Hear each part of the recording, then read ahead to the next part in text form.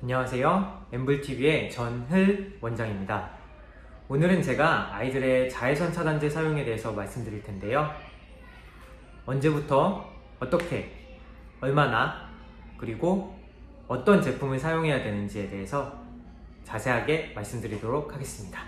오늘도 결론부터 말씀드립니다. 아이들의 자외선 차단제는 6개월 이상부터 사용하시면 되는데요. 6개월 이전의 아이들은 자외선에 노출되지 않는 것이 기본입니다. UVA와 UVB를 모두 커버할 수 있는 제품으로 무기자차 제품을 선택하시고요.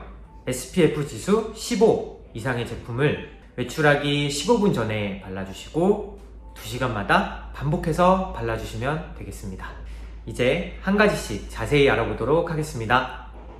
우선 자외선이 우리 피부에 어떤 영향을 미치는지부터 설명드리도록 하겠습니다.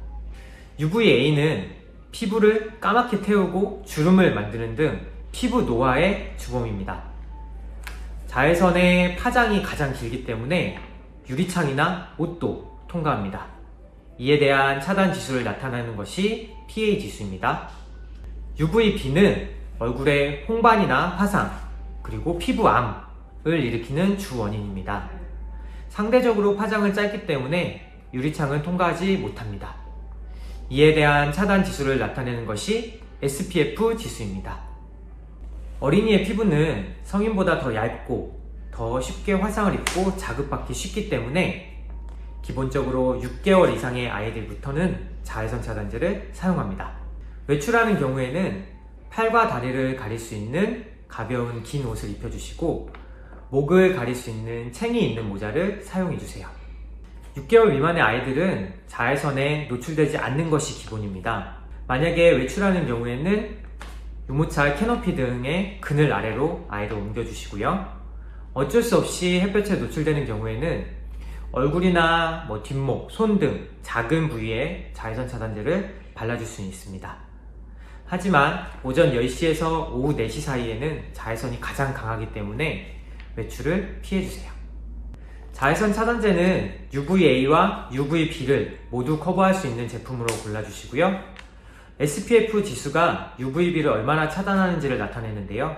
대략 93% 정도를 차단할 수 있다는 15 지수 이상의 제품으로 골라주시면 되겠습니다. 또한 제품 성분을 기준으로 무기자차와 유기자차로 나누기도 하는데요. 무기자차는 자외선을 차단시키거나 반사시키는 등의 물리적 방식이고요. 유기자차는 자외선을 우선 흡수한 뒤에 이를 화학적 에너지로 변형시켜서 열로 발산시키는 화학적 방식입니다. 아이들에게 문제를 더 많이 일으키는 것은 유기자차 제품이기 때문에 저희는 무기자차 제품을 추천합니다. 구체적인 성분으로 말씀드리자면 옥시벤존이 들어있는 유기자차 성분은 사용하지 마시고요. 징크 옥사이드나 티타늄 디옥사이드가 들어있는 무기자차 제품을 사용하시기 바랍니다. 바르는 부위는 햇볕에 노출되는 모든 부위에 발라주시면 되겠는데요. 특히 얼굴, 코, 귀, 그리고 뒷목, 손등, 발등 등에 잘 발라주세요. 또한 무릎 뒤 오금에도 발라주셔야 되겠고요. 다만 눈 주변부에 바를 때는 조심해서 발라주시기 바랍니다. 밖에 나가기 15분에서 30분 전에 발라주시고요. 만약에 땀이 나거나 물놀이를 하는 경우에는 2시간마다 한 번씩 덧발라 주시는 게 좋겠습니다. 바르는 양은 성인 손가락 한 마디 정도의 양을 성인 얼굴 사이즈에 펴바르는 정도라고 생각하시면 되겠는데요. 다만 너무 적은 양을 바를 경우에 자외선 차단의 효과가 떨어지기 때문에 충분한 양을 발라주시는 게 좋겠습니다. 또한 구름 낀 날에도 자외선 차단제는 발라야 합니다. 자외선의 대략 80% 이상이 구름을 통과하기 때문인데요. 심지어 자외선은 모래나 물, 콘크리트 등을 통해서 반사해서 올라오기 때문에 파라솔 밑에 있다고 해도 자외선 차단제는 발라주셔야 됩니다.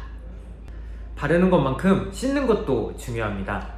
자외선 차단제는 오일 성분이기 때문에 클렌저를 이용해서 닦아주셔야 하는데요. 정상 피부의 pH 농도인 5에서 6 정도를 유지할 수 있는 약산성의 클렌저나 약산성 비누 또는 클렌징 티슈를 사용해서 닦아주시면 되겠습니다.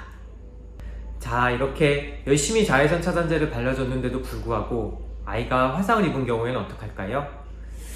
만약 단순히 붉고 열감 있고 약한 통증만 있는 경우엔 집에서 간단한 처치를 하면서 기다려볼 수 있겠습니다. 피부에 불편한 증상은 시작 시간부터 대략 24시간 동안 가장 심하게 나타납니다. 집에서 해볼 수 있는 처치들로는 가장 먼저 충분한 수분 섭취를 해야 합니다. 물이나 100% 과일 주스도 좋겠고요. 두 번째로 피부의 불편감, 통증을 억제시키기 위해서 차가운 물수건으로 마사지를 해주는 것이 좋겠습니다. 피부 연화제나 보습제를 바르는 것도 도움이 됩니다. 다만 스테로이드 등의 처방받아야 하는 연고의 경우에는 소아과나 피부과 의사가 바르라고 한 경우에만 발라주세요.